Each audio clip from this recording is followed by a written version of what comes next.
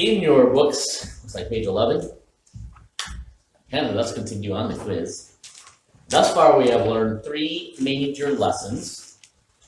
Number 1, the Christian life is a life of...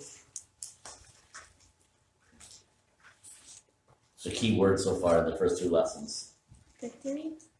Well, before victory comes Agony? agony, yes. Jude, 1 verse 3, because there's only 1 chapter, could be translated, instead of contending for the faith, it could be translated agonizing for the faith. That could be a lot of words you can put in there, but that's a thought. Number 2, the greatest foe we face is...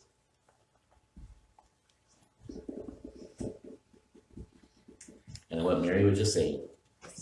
Ourselves. Our greatest foe is ourselves. A lot of times when we look at that verse in Jude, contending for the faith, we think of standing up against political systems and against this and against that, but ultimately the greatest foe that we face most of the time that we have to contend against is actually ourselves. And number 3, the life. We have to have all this on there. This is not popping up in the right order. Number 3, the Christian life is like an athletic contest requiring training and straining for victory. Athletic contest requiring training and straining for victory. I think that was the last statement from last time. And then as well, from last time, we have 3 points so far, 3 of the 8. Last week we did he, and I already put it up on the screen, he does what? The what of the game? He obeys the rules of the game. Number 2, he is a team player. And number 3, he is self-controlled or disciplined, we could say. And here we're going to go over the next 5 here, probably very quickly. 1 Corinthians 9:24 says this, know ye not that they which run in the race run all, but one receiveth the prize. So run that you may obtain. And our 4th characteristic of a gold medalist would be he keeps his eye on the goal. I'm not saying that we do everything in life as some do who are super competitive, where you have to win everything. Whether it be a game of battleship or making it to the next red light or anything and everything that we do, that we have to be the winner. But in our Christian life, we ought to be able to know what our goal is. What is it that we're going for? What is our objective? Where are we striving for? And we have to understand that our objective in keeping our eyes on the goal is, as that next box, you should be able to know this, Hebrews 12:2, Philippians 3:14, 1 Corinthians 9:24. The Christian in these verses is certainly certain. Here's those verses. Looking unto Jesus, the author and finisher of our faith, who for the joy that was set before him endured the cross, despised the shame, and sat down at the right hand of the throne of God. It begins looking unto Jesus, the author and finisher. And that's actually verse 1, not verse, no, that is verse 3. Philippians 3:14, I press towards the mark for the prize of the high calling of God in Christ Jesus. And then again, 1 Corinthians 9:24, know ye not that they which run the race run all, but one receives the prize. So run that ye may obtain. Therefore we are certain about our goal. We have to learn to be goal-oriented. May we learn to be goal-oriented. And again, that is not saying that we want to keep this in the spiritual realm. We're not talking about every detail of our life, although I don't know that it's necessarily wrong to be detail-oriented in life. But we're talking about the specifics of our spiritual walk, about being a gold medalist for our God. We have to be goal-oriented, meaning I have to know what God has for me to do, and I have to be striving to get that done. Here's what He's called me to do, I need to do that. Otherwise, there's a lot of people that are just wandering, kind of uncertain of what it is that they are to be doing and how they are to do it. And can you imagine, it's been a long time since I ran any kind of race, but could you imagine running a race and having no idea where the course was or where the finish line was? And in a lot of races, probably there's a lot of athletes that come to run in the race. They don't know the exact course, but when you're running it, you kind of have barricades and ropes and people and cones and and even painted lines on the street. But can you imagine running a race and there's none of that? Unless you are in a pack, well, even then, how do you know which direction you're supposed to go? You get to the crossroad, you like go straight, like turn left, like turn right. Where do we go? And everybody starts making up their own, doing what's right in their own eyes. One person goes right, left, straight. One person just stands there and says, I don't know, I'm not going to race. I'm tired. I don't know what I'm supposed to do here. I'm done. Well, in our Christian walk, we got to be oriented. We need to know what our God has for us and run that race accordingly. Number 5, he is mentally tough. Again, like goal-oriented, that doesn't mean we are going to, or with our eyes fixed on the goal, that I have to be the best at everything that I do in life, although we should do our best. It doesn't mean that I'm always going to win everything I do. Same with this point, he is mentally tough. That does not mean that we are going to be stubborn and thick-headed and go through life that way. We need to be mentally tough. What separates the boys from the men, besides the little boys, and girls from the ladies, and winners from the wanderers, and first place winners from second place winners is oftentimes not necessarily the skill. I'm talking in a physical event, but the mental capacity to continue going on when I want to stop. And it's amazing what mental toughness can do. Where we go here? Mental toughness is defined as that refuse to quit or give up the fight in spite of the score or the circumstances. Mental toughness is that ability to refuse to quit or give up the fight in spite of the score or the circumstances. Now, I can remember back in high school playing basketball, and there were a few games that the score was not in our favor by a lot. And it would reach a point where I think even if we could manage to get Michael Jordan to show up at our game, not even sure if he can catch us up before the end of the clock runs out. There are times when it just seems like, well, this isn't going to work. But to be mentally tough is that very reality that I'm not going to quit. I'm not going to just say, I've had enough, I tried, it didn't work. I'm done. To be mentally tough means I'm not going to quit. I'm not going to give up the fight, regardless of what the score is, regardless of what the outcome is. That certainly applies in all that we do. But again, in our spiritual realm, in our spiritual walk, in running that race, I got to have some serious mental toughness. Because the moment that we think that we're doing well, what's going to happen? The adversary is going to remind us that we're not doing so well. And he's going to be working overtime to remind us that, yeah, you're not going to do this. Just stop. Just quit. You don't need to keep fighting. You don't need to keep moving forward. Just call it enough. And we have to be mentally tough to continue moving on when everything else in us says, no, you're done. You've done enough. That proverbial basketball game with the score of 72-12. I'm still going to be tough enough to continue on. Number 6. He is determined to be the best he can. What phrase, and I had a verse on here, what phrase in this verse? Every man that striveth for the mastery is temperate in all things, or self-controlled in all things. Now they do it to obtain a corruptible crown, but we an incorruptible. What phrase would be used to describe or explain we're determined to do the best that we can? Right. Striveth for the mastery, yes. Striveth for the mastery. The word striveth, I give you the answer right there in the next line. The word striveth in this verse is the word agonize in the Greek. Thus, the person agonizes to compete and win. Now, let me just read this next paragraph in your book. 1989 French Open. I'm not a French Open person. I have no desire for any kind of watching of tennis. I'm not all that excited about golf either, but tennis does not interest me. But anyway, clearly it interests Michael Chang. And especially as he was facing Ivan, how would you say that, Lendl? In a classic tennis match, young Chang suffered from severe cramps in his legs, thighs, and hips. Yet he refused to quit. He would not stop, and in the end, he pulled off one of the greatest upsets in the history of tennis. Chang was mentally tough, and in the post-game interview, he gave all the credit to the Lord, the one who refused to quit but went all the way to the cross for us. Should we not give our all for him? Are we determined to be the best we can for our Lord? Should we not? Let's ask the question. Should we not be determined to do all that we can for our Lord? Back there.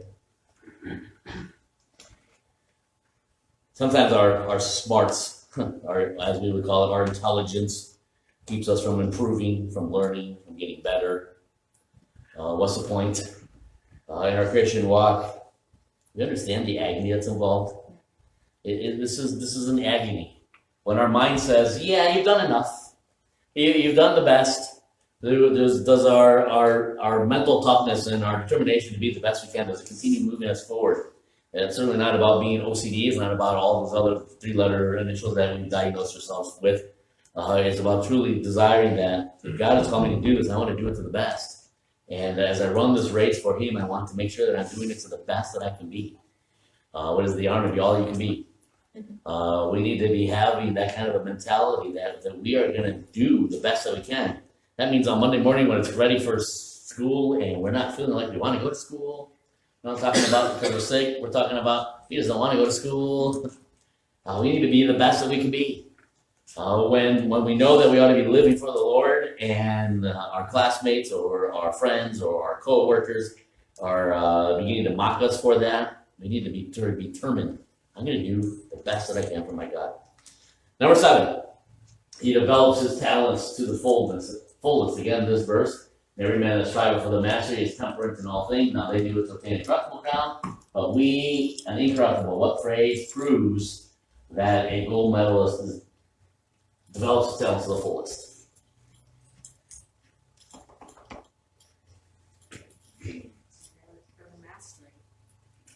Yes, and okay, yes, focus on the mastery, and then as well, even how we do that, we have to be temperate in all things. We have to be temperate in order to do the mastery of striving for the mastery.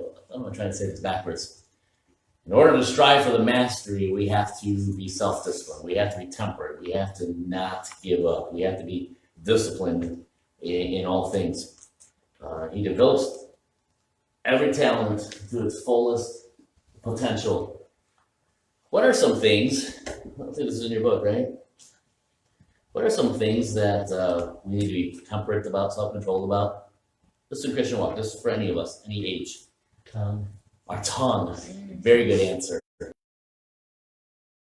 If I'm going to develop my talent to the fullest, I have to be temperate. I have to be self-controlled. I have to be disciplined in the area of my tongue.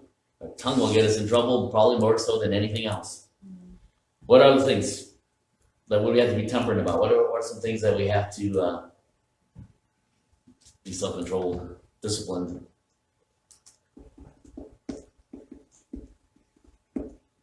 Entertainment or use of free time. Just have to. Yes. Just Correct. Yes. A day can go by really fast once the games start, the video games start, and before long, much time has been spent. Days and time can go very quickly once we start on social media, and before we know it, and the entire afternoon is gone. Are we developing our talent to the fullest, or are we sitting on the sidelines, sidelining ourselves because we're caught up in something else and neglecting doing all that we can to the fullest that we can? I know that there are going to be some things that we are not, it's just not our thing. We can't do it. I remember in school, I had an art teacher. Ironically, because my name is Art. I had an art teacher who had this thought that she never knew she could draw until she sat down to figure it out that she could draw. And then she had the thought that everybody can draw. Everybody's an artist. And she'd come to class and she'd set up, this is like a vase and a book laying down and like a bookmark hanging out next to a vase and something beside it. She'd say, "Now draw it." My drawing ability is like stick figures and a circle for a sun up in the corner and maybe a stick tree with no leaves, and that's I call that art. And to figure out how to do the vase, if you ever try to figure it, vases are very hard to draw, I find, and I know my daughters are both pretty good at, especially Becca, very good at drawing. Vases are hard to draw when you've got kind of a 3D picture you got to put on a two-dimensional piece of paper, and mine always looked like there was something drastically wrong with the world when I finished drawing. I remember several times she'd come up to all of us, any of us that weren't drawing it like she could, and say, "You guys just aren't trying hard enough." I can't. I see it. I can't do it. Not artistic. That's not who I am. And I had 2 years of that art teacher, not because I failed, but because she was for junior high, 7th and 8th grade. And my art history is still pretty much a stick figure with a circle sun, maybe a tree next to him, and that's it. And I got really good at drawing the backsides of elephants. I can do later if anybody wants to have an autographed picture of a backside of an elephant. I got really good at doing it as well. Vases with flowers in them, not at all. But a couple of good rules to follow. Never say, what is up here? Never say no to an opportunity to serve God. What if someone, maybe it's a parent, maybe it's a teacher, maybe it's a pastor, maybe it's somebody in the church, maybe it's a friend who's a dear Christian and says, "Hey, can you do this? Here's an area of service, can you do this?" A good rule of thumb is never say no to an opportunity to serve God. There are going to be things that we are going to get called on to do that we're not the best at. I can guarantee you if someone said next Sunday, my wife said to me, "How about you play the piano this week?" My response would be, probably not going to be productive, but I'll give it a try. But dun dun dun dun dun dun dun. I could probably master out something, at least with a finger. And every once in a while, you skip a note and you can get the little what do you call it, harmony going on of sorts, and I probably could sort things out that way. Not necessarily from reading from the hymnal by any means, but just by ear, just plunking away. And I can guarantee you, I hit a few sharps when I should have been flats, or flats when I should have been sharps, or not at all. Certainly my wife would definitely excel in the area of piano than I will.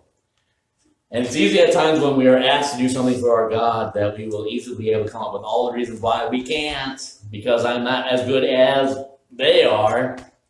But I think it's a reminder that there are times that our God has placed something in our life to remind us that we've got to learn how to persevere. We've got to learn how to be disciplined. We've got to learn how to just move forward and get it done. So rule number 1, never say no to an opportunity to serve God.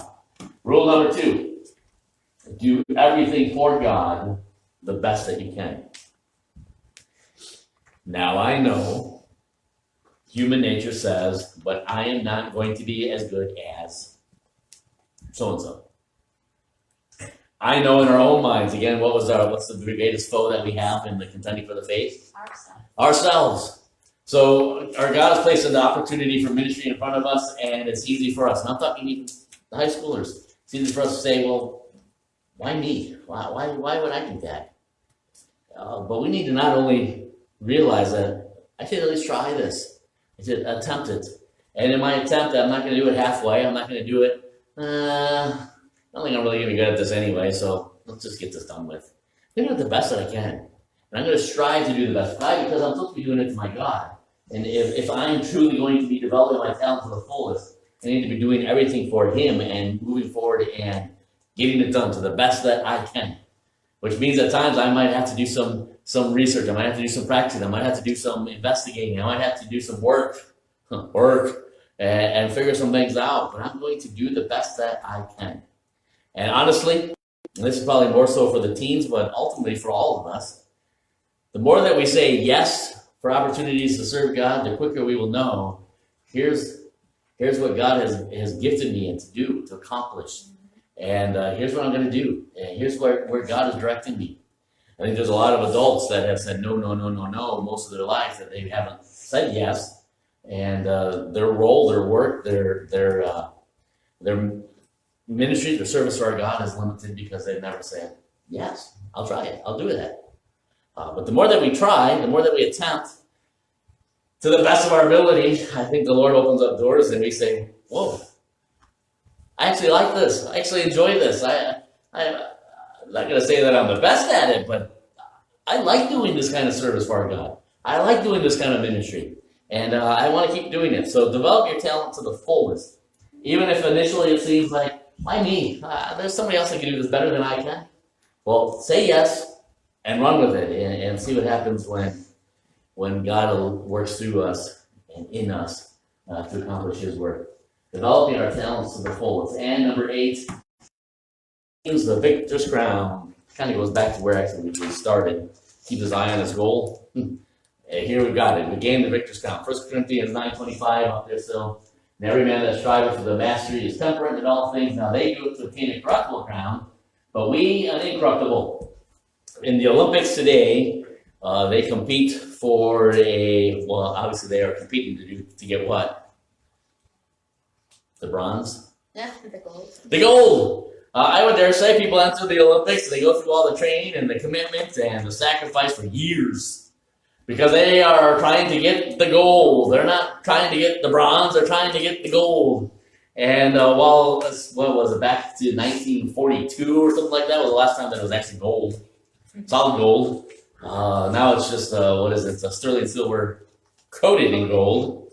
But there's still something of value, there's something of great prestige in gaining that gold medal. And certainly the value of it in its monetary value is probably even far less than the value of it as far as this is the reward for all my work, for my sacrifice, for enduring, for getting the job done. You know what the corruptible crown was? Does it give you the answer? Nope. You know what the corruptible crown, that's your first point there, the corruptible crown, a crown that doesn't last. What was the corruptible crown back in their day? When it says, now they do it to obtain a corruptible crown. What was that corruptible crown? It was kind of a laurel of leaves is the answer. Kind of what is that, the Indy 500 as far as the Indy cars, not NASCAR, but the Indy cars, and you get that big wreath. Yep. Something somewhat, probably not that large, but it was a laurel of leaves that they want. Can you imagine working and committing, and back then it was at least 9 months of committed training that they had to run in the Olympic or compete in the Olympic competitions, and if you happen to win, you got leaves. You got leaves. I'm gonna try to remember in the fall to remind my kids to go out and rake up some crowns. Go rake up some crowns. But can you imagine all that work for something that it's not metal, it's not gold, it's not has weight to it, it doesn't have monetary value to it. There's actually no monetary value. But the value was found in the fact that I did it and I want it, and here it is. This thing's going to wither and probably fall apart, and kind of like flowers. You get flowers that look great, and before long they're kind of withered, and you hang them upside down, and they kind of retain their shape for a bit, but every time you bump up against them, what happens? You got the whole debris to sweep up. Don't rest on your laurels, because they compost. Oh, no. Wow. Compost. Exactly. But ultimately, even the gold medals that are won today, again, as I've already said, the majority of the value is not in the weight of gold or sterling silver underneath. The value is in this is the evidence of what I've committed to. I've reached the victor's crown. Now, we have not a corruptible crown, not a laurel of leaves, but we have what? The incorruptible crown, a crown that, well, I guess I can put this up here, a crown that for eternity. The laurels, the compost, the leaves disappear, they fall off, and all the work that we do for that. Certainly, I would guess that ribbons today with little metal medallions or whatever on it probably will last for quite some time before they fall apart, but eventually they'll probably find themselves in a box in an attic. That, if the Lord tarries, our kids or our grandkids or our great-grandkids will find someday and say, I wonder what this was for. Not really of excitement, you know. Oh, so he got 47th place in the Spoon River Run. What is that? We know we are doing this for an incorruptible crown. A crown that won't fade away, a crown that doesn't lose its value, a crown that doesn't wither and fade and compost and get thrown out. It's an incorruptible crown. How many of us have pushed ourselves beyond human limits simply to win a race, a volleyball game, a basketball game, a baseball game, whatever it is. How many of us have pushed ourselves beyond our limits to get something done? Probably anybody that's ever been in some sort of athletic event has tried to do their best to push themselves beyond their limits to get the prize, to get the victory. Do we do the same in our spiritual walk? Do we push ourselves to that extent to be God's gold medalist? It's easy for us to say, well, what's the point? What's the advantage? Well, what do we gain from this? Well, here's what we gain. A crown that never grows old, a crown that never fades, a crown that never loses its value, a crown that is eternal. Are we pushing for that prize? Just an observation though. The incorruptible crown we give back to Christ. That is very true too. So one crown is an earthly corruptible one that decays, Yes. falls apart. The other one, the glory ultimately goes back to Christ. Exactly. It's not ours. And I would dare say when we stand before our Lord and Savior and realize that He was the reason why we did it all to begin with, there's no value in it anymore for me. This wasn't about me to begin with. And the quicker we can learn that here in this life, the quicker more beneficial it will be for us in this life. But one day, exactly, one day when we do get those incorruptible crown, it will be then right back because it was for His glory, it's for His honor, not for us, not for our recognition. Not to have a trophy case in our celestial home, so to speak. It's to give Him the honor and the glory for it. That's what we're running for. That's what we're pushing ourselves for. That's what we need to do in order to be a gold medalist today. Any questions? Did I put all the right answers up there on the... So then, before the next 2 weeks, I guess we'll meet again, Lord willing, finish up the Bible study, which I guess now you have all the answers. At least the last two are definitely we just went over. And we'll go over that here next time. Doing a game or no game? Just gonna do ice cream or game? I don't care. Anybody want to play a game? We have a game, but depends on what we want to do. No? There doesn't seem to be a lot of striving to play. Yeah, after all that stuff. No, we don't want to play a game. Don't say no. Well, if there's no interest in the game, we'll hold the game for the next time. And looks like we'll just head downstairs and have some ice cream then. How ironic is that? Don't do the pushing yourself to win, just eat the ice cream. Push yourself. You have, Michelle said her husband was going in for an MRI or something. oh, Just keep praying. yes, continue to pray for Michael and Michelle going in for an MRI. So that, what did he have before? CT. CT scan. Who knows what the MRI would be more of the levels, right? The MRI is the whole magnetic where they see all the different things, and especially in the head, it might be if they're doing a brain MRI, it's usually with or without contrast, so you can see if there's anything. Clotting or blockages. So what with a CT? That's more like a 3D X-ray type of thing, isn't it? Hey, You should know this. usually I don't know, I know what I have been having to do is the MRIs every year. That's the one that has the oomph in the background. Yes. Earplugs. Yes. Earphones. If you've ever had an MRI, you know exactly what's going on there. Sounds like you're at a construction site with a jackhammer right next to you. So anyway, pray for him going into the next test here today. I don't know if that means that the first one was not conclusive or if they're just getting something more. So we want to pray. In fact, let's close with the word of prayer and then we'll get some ice cream. Lord, we thank you again for who you are. We thank you that we have a reason to run this race. I pray that for each one of us, from the youngest to the oldest, that we be committed this week. If you tarry, to run this race to the best of our ability, to run it unto you. With our eyes fixed upon the prize and a desire to be disciplined. A desire to set aside even our own flesh to accomplish the work that you've called us to do. And we thank you for that privilege and thank you for that opportunity.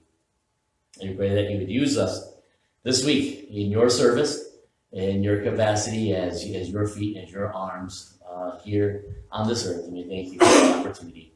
We certainly do pray for Michael and certainly Michelle as they're heading in for this next test. Certainly, again, a lot of waiting for them. I just pray that you give them clarity of mind, and as well those that are performing and reading and interpreting these tests. I just pray that they be able to determine what has happened and what the correct resolution is. And I just pray that you would lead and direct here this afternoon for them. And I just pray that you be with the other requests on our hearts and our lives, again, from the youngest to the oldest, that you would direct us into your steps for your honor and for your glory. In Jesus' name, amen.